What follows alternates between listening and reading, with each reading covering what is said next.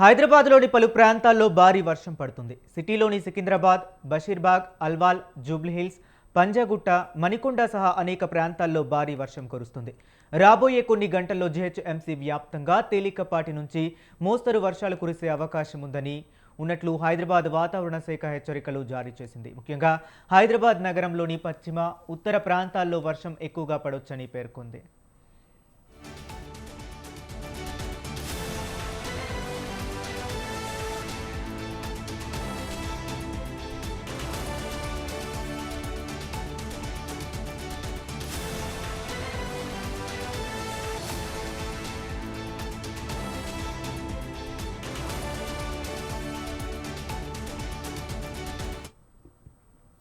ఈ మేరకు మ్యాప్ కూడా విడుదల చేసింది హైదరాబాద్ వాతావరణ శాఖ. భారీ వర్షం పడుతున్న నేపథ్యంలో చాలా ప్రాంతాలలో విద్యుత్ సరఫరా కూడా ఆపేశారు అధికారులు. దీంతో హైదరాబాద్ వాసులు చీకట్లోనే గడుపుతున్నారు. అటు అత్యవసరం అయితే తప్ప బయటకు రావద్దని హైదరాబాద్ వాసులకు సూచనలు కూడా చేస్తున్నారు అధికారులు. ఇక అటు తెలంగాణ రాష్ట్రంలోని పలు జిల్లాల్లో కూడా వర్షాలు పడుతున్నాయి. నిన్న రాత్రి నుంచి జగిత్యాల జిల్లాలో ఎడతెరపు లేకుండా వర్షం కురుస్తుంది.